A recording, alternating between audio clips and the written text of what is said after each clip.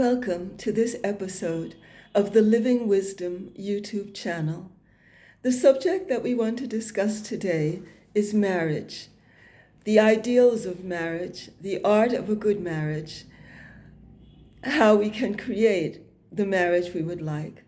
So if this is a topic which you have often wondered about, stay tuned to the episode till the end, and we'll share some of the ideas about how to create an ideal marriage.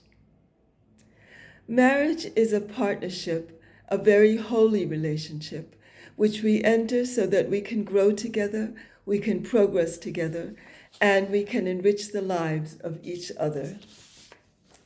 In a marriage, the most important word is the word yes, because the word yes indicates acceptance and surrender to the other person. In a marriage, we give up our freedom for the joy of being together with the person that we love. In marriage, we give without even any thought of giving. It doesn't even feel like giving. It's a natural flow between two hearts. Marriage, an ideal marriage, is really based on a deep tenderness of both mind and heart. The partners enter into the relationship out of need.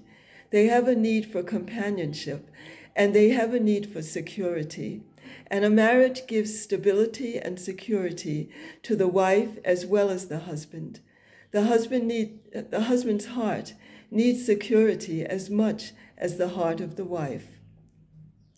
There's an ancient saying which is found in many traditions, and I'd like to read that to you. This is a direct quotation from Maharishi Mahesh Yogi. Wife means half body, for the two bodies make one life. Husband and wife are inseparable. One lives for the other. They breathe the same breath of life, the same impulse of life. Even when he is in the office and she is in the home, office is devoted to home and home is devoted to office. This is practical devotion. They live for one another. It is a complete sacrifice.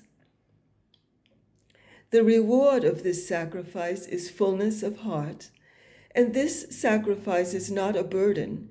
Each is giving of total life and receiving fullness of life in return.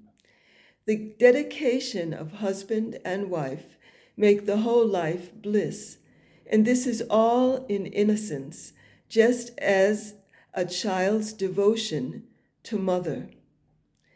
The breath of the child is in the breath of the mother. The need for love is natural. The wife depends on the husband, and the husband depends on the wife. This dependence swells in enrichment of the heart. The better the heart, the better the love. Married life is an innocent opportunity to improve spiritual life. It's so easy to live with all good and cultured feelings for one another. Love of husband and wife is a means of yoga or union. Married life gives security to the heart. It gives stability. What is most necessary is security, and a man's heart needs security as much as a wife's. So this is end quote. So this was a beautiful quotation by Maharishi. And Maharishi also says, if you want to love someone closely, then begin to appreciate his right doings more than his wrongdoings. So this is very important in love. We want to have the ability to appreciate the best qualities in our partner, because this is what elevates the relationship. And this is what makes the partner open his heart to us more and more, because he trusts us, because he sees that we're always focusing on the good qualities that the partner is expressing. And this really deepens the love between the husband and the wife. So in a marriage, we forget our freedom for the joy of actually being together. And Maharishi says, even whatever the situation is outside, whatever the circumstances, whatever ups and downs we may be facing in the world, this shouldn't diminish our love for each other, because the love is something which can continue in spite of the outside circumstances or the outside surroundings. And even when there are differences in love, when there's a fight or a quarrel, we have to have the ability to forgive and forget, so that even when there's a fight, our heart can still rise up in that feeling of love, and we can just forgive whatever wrongdoings or mistakes the partner may have made, and look deeply, always look deeply into the heart of our partner to see why that situation occurred. Maharishi has also a very beautiful quotation, which I'd like to read you right now. He says, love is an eternal triangle. The man and woman are at the base of the triangle, and God is at the apex of the triangle. And if a man and woman are connected at the top, they will not be separated at the bottom. Union for unity, unity for union with God. So these are some of the highest ideals of marriage, and this is some of the ideals which we may want to reflect upon if we're thinking of getting married, or even if we're in a marriage. We may want to reflect on how we're actually expressing these ideals of marriage in our day-to-day life. There's another quotation. It's not from Maharishi, but I found this quotation about marriage, which I'd like to read to you. The art of marriage. A good marriage must be created.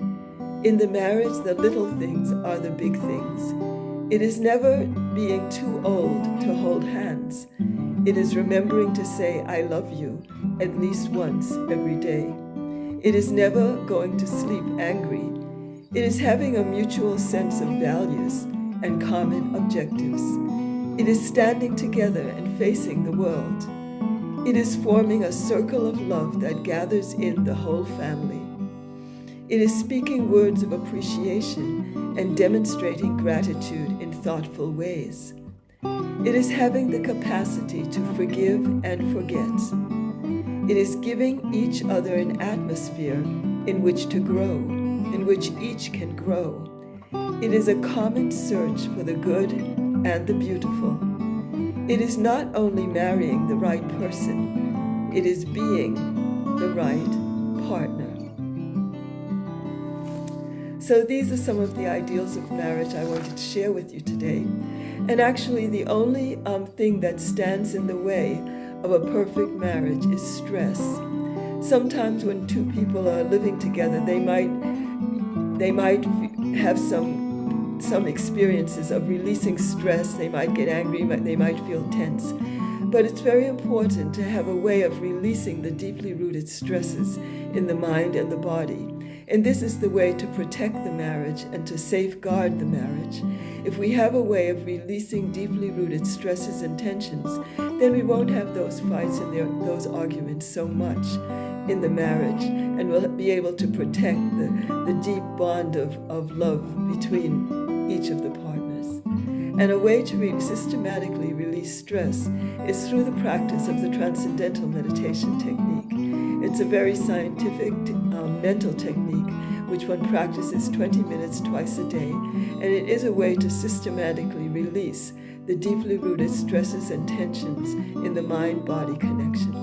And this is something that's very important, and it can certainly help to deepen the relationship between husband and wife. Thank you so much for coming today, and if you appreciated some of the points I've made in this video, please feel free to click the like button after the video and to subscribe to the video so we can share and deepen our knowledge as in the coming days and weeks and months together.